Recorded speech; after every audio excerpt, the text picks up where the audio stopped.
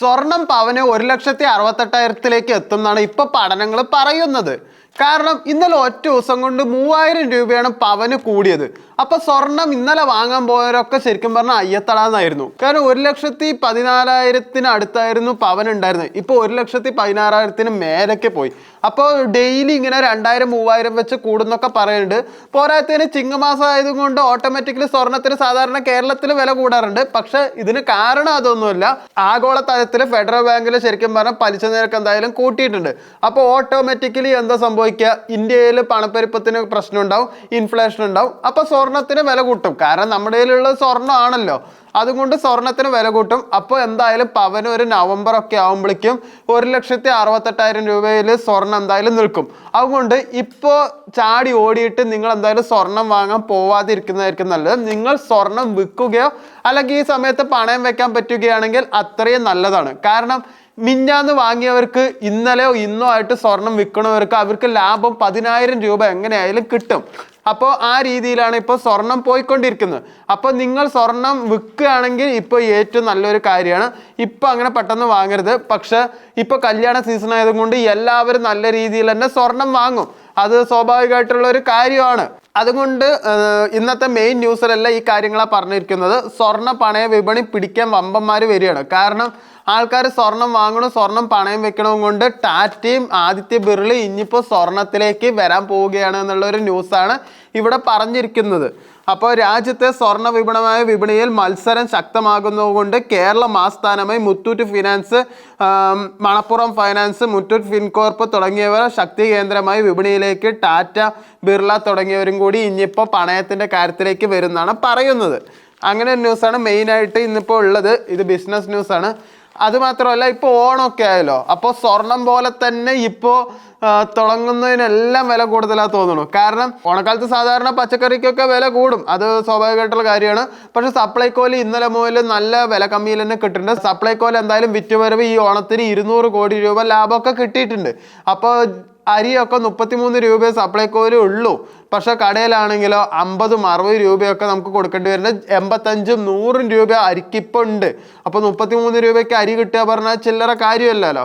അപ്പോൾ അതുമാത്രമല്ല, അതിനെക്കാട്ടിലും വിലയിൽ ഇപ്പം നല്ല രീതിയിൽ വിറ്റ് പോകുന്നത് ചിപ്സും ഉപ്പേരിയാണ് എന്നുള്ളൊരു ന്യൂസാണ് കൊടുത്തിരിക്കുന്നത്. അത് നമ്മുടെ ശർക്കര ഉപ്പേരി. സ്വാഭാവികമായിട്ട് ചിപ്സിനൊക്കെ 300 രൂപ കിലോ എന്ന് പറയുമ്പോൾ തന്നെ നമ്മൾ ഞെട്ടും. അപ്പം തന്നെ അത്രയും വില കൊടുത്ത് വാങ്ങണമെന്ന് ചിന്തിക്കും. പക്ഷേ ഇപ്പോൾ ചിപ്സിനൊക്കെ വില 520 രൂപയിൽ എത്തി നിൽക്കുകയാണ്. ആൾക്കാർ വാങ്ങണമുണ്ട്. ശർക്കര ഉപ്പേരി 600-ന് മേലെയും പോയിട്ടുണ്ട്. ശർക്കര ഉപ്പേരി പിന്നെ ഇപ്പോൾ സ്വാഭാവികമായിട്ടും നല്ല മധുരമുള്ള സാധനമാണ്, രുചിയുള്ള സാധനമാണ്, എല്ലാവർക്കും ഇഷ്ടമുള്ളതാണ്, ഞാനും നന്നായിട്ട് കഴിക്കണമാണ്. അപ്പോൾ 600 രൂപയ്ക്ക് മേലെ എന്തായാലും പോകുന്നുണ്ട്. അപ്പോൾ ഈ ബിസിനസ്സൊക്കെ ചെയ്യണവർക്ക് നല്ല ലാഭം ഈ ഓണത്തിന് നിങ്ങൾക്ക് കൊയ്യാൻ പറ്റും. അപ്പം നിങ്ങൾക്ക് ചുളു വിലയിൽ എവിടെന്നെങ്കിലും വിറ്റിട്ട് ചെറിയ പാഴ്സലിലൊക്കെ ആയിട്ട് നിങ്ങൾക്ക് കൂടുതൽ വിലയ്ക്ക് വിൽക്കാൻ പറ്റുകയാണെങ്കിൽ നിങ്ങൾക്ക് ഈ ഓണം ശരിക്കും പറഞ്ഞാൽ സമ്പൽ സമൃദ്ധമാവുമെന്നാണ് എനിക്ക് തോന്നുന്നത്. പക്ഷെ അതുമാത്രമല്ല, പലരുടെയും ബിസിനസ് നല്ല ഷോക്കായി. കാരണം വെള്ളപ്പൊക്കത്തിലൊക്കെ കുറേ പേരുടെ സ്റ്റോക്കുകളൊക്കെ വെള്ളത്തിൽ പോയി. അതും പ്രകൃതി ദുരന്തമാണ്. പ്രകൃതി പിന്നെ ചതിച്ചാൽ നമുക്കൊന്നും ചെയ്യാൻ പറ്റില്ല, അത് സ്വാഭാവികമായിട്ടുള്ള ഒരു കാര്യമാണ്. അപ്പോൾ ഈ പ്രകൃതിയിൽ നശിച്ചവർക്ക് എന്തായാലും സർക്കാർ ചെറിയ രൂപയും തുകയും ലോണൊക്കെ ആയിട്ട് പുതിയ സ്കീമുകളൊക്കെ ഇറക്കിയിട്ടുണ്ട്. ആ സ്കീമൊക്കെ വാങ്ങാൻ നിങ്ങൾ ശ്രമിക്കുക. അങ്ങനെ നമുക്ക് ഈ നഷ്ടങ്ങൾ നികത്താൻ പറ്റുകയുള്ളൂ.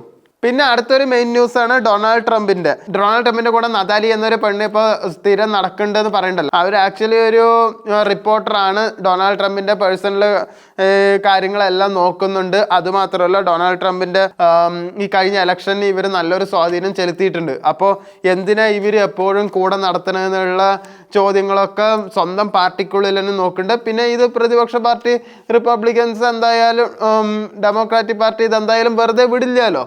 അപ്പോൾ സ്വാഭാവികമായിട്ടും അവരത് ഭയങ്കര ഒരു അവീത കേസൊക്കെ ആയിട്ട് നല്ല രീതിയിൽ തന്നെ പറയുന്നുണ്ട്. അങ്ങനെ ഒരു ന്യൂസാണ് മെയിനായിട്ട് കൊടുത്തിരിക്കുന്നത്. ഇന്നലെ മാസപ്പടി കേസാണെങ്കിൽ ഇന്ന് അർജന്റീനയുടെ കേസാണ് ശരിക്കും മനോരമയിൽ ഫ്രണ്ട് പേജിൽ തന്നെ കൊടുത്തിരിക്കുന്നത്.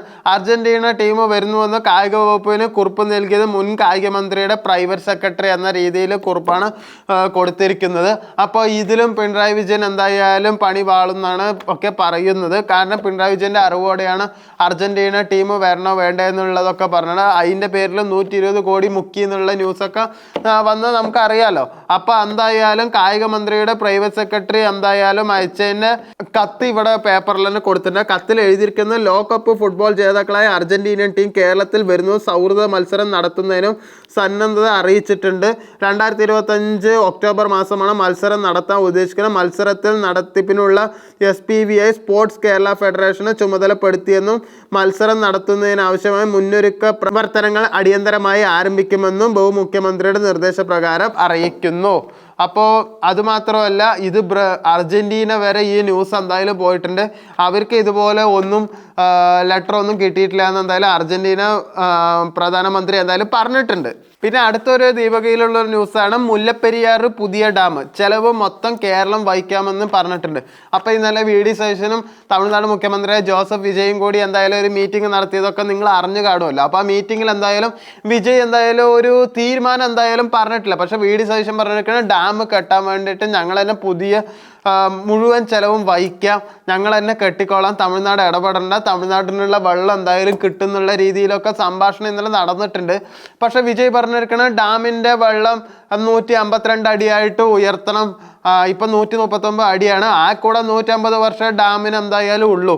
പോരാത്തതിന് ന്യൂയോർക്ക് ടൈംസിൽ ഈ ഡാം നല്ല പ്രശ്നത്തിൽ ഇരിക്കുകയാണ് എന്നുള്ള പേരെടുത്ത് പറഞ്ഞിട്ടുണ്ട്. എന്നിട്ടടക്കം ഒരു കുലുക്കം ഇവിടെ കേരളത്തിലും തമിഴ്നാട്ടിലും ഇല്ല എന്ന് വേണം കരുതാൻ. കാരണം ഡാം പൊട്ടിയാൽ 33 ലക്ഷം ആൾക്കാരെ കേരളത്തിൽ മരിക്കാൻ പോകുന്നത്. അതിൽ കൂടുതലും ഈ കോട്ടയം എറണാകുളം സൈഡിലുള്ള ആൾക്കാരായിരിക്കും മരിക്കുക. അപ്പോൾ എല്ലാം വെള്ളം മൊത്തം അറബിക്കടലിലേക്ക് പോകുമ്പോൾ ആൾക്കാർ എല്ലാം അങ്ങനെ ഒഴുകിപ്പോവും. ഇതാണ് ശരിക്കും പറഞ്ഞാൽ ഡാം പൊട്ടിയാൽ നടക്കാൻ പോകുന്നത്. അപ്പോൾ ആ ഒരു ന്യൂസ് എന്തായാലും കൊടുത്തിട്ടുണ്ട്.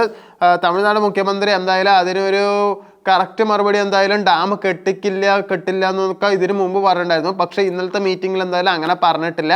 അനുയോജ്യമായ ഒരു തീരുമാനത്തിൽ എത്തും തന്നെയാണ് പറഞ്ഞിരിക്കുന്നത്. അടുത്തൊരു ബിസിനസ് ന്യൂസാണ്. നേട്ടത്തിൽ തിരിച്ചെത്തി ഓഹരി വിപണി. ഇന്നലെ നിഫ്റ്റിയൊക്കെ അത്യാവശ്യം എന്തായാലും കയറിയിട്ടുണ്ട്. അപ്പോൾ എന്തായാലും കുറച്ച് ലാഭത്തിലാണ്. കാരണം സ്വർണത്തിന് വില കൂടിയല്ലോ. അപ്പോൾ നിഫ്റ്റിയിലും കുറേയൊക്കെ വ്യത്യാസം വന്നിട്ടുണ്ട്. തുടർച്ചയായ നഷ്ടദിനങ്ങൾക്ക് ശേഷം ഇന്ത്യൻ ഓഹരി വിപണി നേട്ടത്തിലേക്ക് തിരിച്ചെത്തി. പ്രധാന സൂചികളായ നിഫ്റ്റി 50യും ഉയർന്ന നിലയിലാണ് വ്യാപാരം പൂർത്തിയാക്കിയത്. US ട്രഷറി ബോണ്ട് വരുമാനത്തിൽ കുറവ് വന്നത്, ഷോർട്ട് കവറിംഗ് ഇന്ത്യ ഓഹരി വിപണിയിലേക്ക് വിദേശ നിക്ഷേപകരുടെ വരവ് എന്നിവ കരുത്ത് പകർന്നു. അപ്പോൾ ഇന്നലെ എന്തായാലും കുറച്ച് ലാഭത്തിലാണ് എന്തായാലും പോയിരിക്കുന്നത്. പക്ഷേ ഇന്നെങ്ങനെയാവും എന്നുള്ളത് അറിയില്ല. വേറൊരു സാഡ് ന്യൂസാണ്. വിവാഹത്തിൽ നിന്നും വരനും വീട്ടുകാരും പിന്മാറി. അതുകൊണ്ട് നവവധു എന്തായാലും ജീവൻ ഒടുക്കി എന്നുള്ള ന്യൂസാണ്. തുറവൂരാണ് സംഭവം നടത്തിയിരിക്കുന്നത്. അനഘ എന്ന പെൺകുട്ടിയാണ് തൂങ്ങി മരിച്ചത്. 25 വയസ്സാണ്. അപ്പോൾ രണ്ടുപേരും വിവാഹത്തിന് പിന്മാറാൻ കാരണം എന്താണെന്നുള്ളത് ഇവിടെ അങ്ങനെ വ്യക്തമാക്കിയിട്ടില്ല.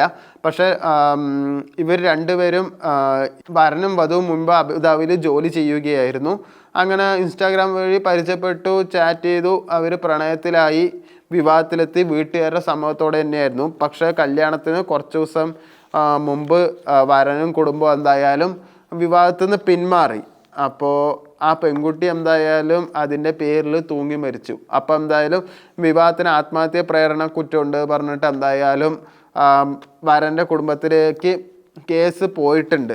കാരണം രണ്ടുപേരും ഫോണിലൂടെ എപ്പോഴും പല കാര്യത്തിനും അടി കൂടുകയായിരുന്നു അത്ര. അപ്പോൾ ആ ഒരു തർക്കത്തിൻ്റെ പേരിലായിരുന്നു. അപ്പോൾ ഒട്ടും സഹിക്കാൻ പറ്റുന്നില്ല എന്നുള്ളത് പറയുണ്ടായിരുന്നു. അതുകൊണ്ടാണ് ഇങ്ങനെ ജീവൻ ഒടുക്കിയതെന്ന് പറയുന്നുണ്ട്. അപ്പോൾ ഇതൊക്കെയാണ് അത്യാവശ്യം ഇന്ന് മെയിൻ ന്യൂസ് ആയിട്ടുള്ളത്. അപ്പോൾ പത്രവാർത്താശ്രം നാളെ നമുക്ക് വീണ്ടും കാണാം. ക്യാമറമാൻ ലെബിനൊപ്പം സുവിത്ത്.